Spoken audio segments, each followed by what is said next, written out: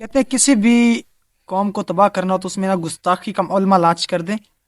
تو ہمارے علماء کرام جو ہوں گے، جو مذہبی رہنما ہوں گے، ان کے پاس نہ کوئی دلائل ہوں گے، نہ کوئی منطق ہوگی، نہ کوئی سوال و جواب کا ٹائم بچے گا، تو وہ آپ کو تباہ کر دیں گے. آپ پہ گستاخی کا معاملہ لانچ کریں گے اور آپ کو تباہ کر دیں گے. تو بات کچھ یوں ہے، میں آپ کے سامنے ایک مدعا رکھنا چاہتا ہوں کہ نا دنیا میں لگ بھگ 4200 سے 4500 مذہب جو ہے ایگزسٹ کرتے ہیں. تو ان کے اندر 12 سے 14 یا 15 مذہب ایسے ہیں جو بہت زیادہ پرومیننٹ ہیں، جن کے اندر اسلام ہے، عیسائیت ہے، یہودیت ہے، سکھزم ہے، ہندوازم ہے، فروئزم ہے، جینزم ہے. اس طرح کر کے نا کوئی 14 سے 15 مذہب ایسے ہیں جو بہت زیادہ پرومیننٹ ہیں. اب ہر مذہب کا عقیدہ، ہر مذہب کا ماننا اپنی جگہ پہ، ہر مذہب اپنی جگہ پہ سچا ثابت کرنے کی کوشش کرتا ہے. اور بالکل اسی طرح اسلام، ہم بینگ مسلم، ہمارا ایمان ہے کہ اسلام ایک بہت ہی سچا اور بہت ہی ایک مکمل اور ایک بہت جو ہے کامل دین ہے.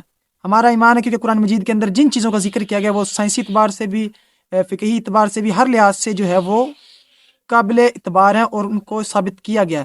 جیسے کہ قرآن مجید میں فرمایا گیا کہ الیوم اکملت کہ تمہارے لیے تمہارا دین مکمل کر دیا گیا. قرآن مجید کے اندر ایمبریولوجی کا سائنٹیفکلی جو ہے ذکر کیا گیا، اس پہ ہمارا بلیو ہے اور وہ سائنٹیفکلی قابل قبول ہے. بالکل اسی طرح جو ہے دو سمندروں کا آپس میں نہ ملنا، اس کا ذکر کیا گیا. ہواؤں کا رخ بدل بدل کر چلنا، اس کا ذکر کیا. مطلب قرآن مجید کے اندر جو چیز بھی بیان کی گئی وہ قابل قبول ہے اور وہ بالکل ایگزسٹ کرتی ہے. اسی طرح قرآن مجید کے اندر نبی پاک صلی اللہ علیہ وسلم کی سچائی بیان کی گئی، نبی پاک صلی اللہ علیہ وسلم کو آخری رسول بنا کر بھیجا گیا. یہ چیزیں ہم سب جو ہے وہ مانتے ہیں اور یہ ہمارا ماننا بنتا بھی ہے. اسلام کے اندر ہی کہا جاتا ہے کل اللہ احد اللہ الصمد لم یلد ولم یولد ولم یکن له کفوا احد، کہ اللہ پاک ایک ہے، نہ اس کی کوئی ہم ذات ہے، نہ اس کی کوئی اولاد ہے، نہ وہ کسی کی اولاد ہے.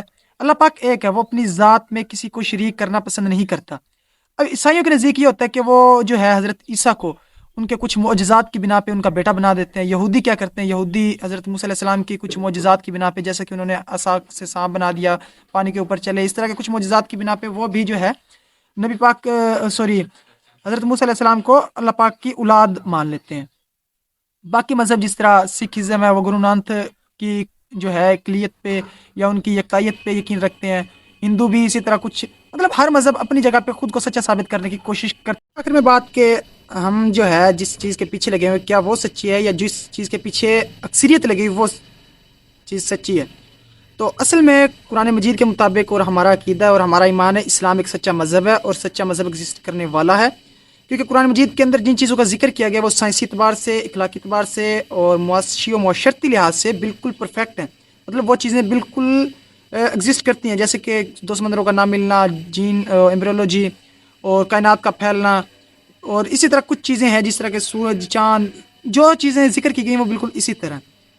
تو بات آخر میں یہ کہنا چاہتا ہوں کہ ہمیں آج کل ملاؤں نے، ہمارے علماء کرام نے سنی، شیعہ، دیوبندی، وہابی کے فرقے میں بہت زیادہ پھنسا دیا ہے. اور اس قدر پھنسا دیا کہ ہمیں آپس میں مسلمان کو مسلمان کی پہچان نہیں رہی، مسلمانوں کو آپس میں لڑایا جا رہا ہے. خدا را اس چیز سے نکلیں، مسلمان آپس میں لڑنے سے گریز کریں. مسلمان کا بھائی ہے، وہ شیعہ ہے، وہ سنی ہے، وہ وہابی ہے، وہ دیوبندی ہے، وہ جو بھی ہے، خواہ وہ جو بھی ہے، اس کا تعلق جس بھی مسلک سے، جس بھی فرقے سے، وہ ہمارا بھائی ہے.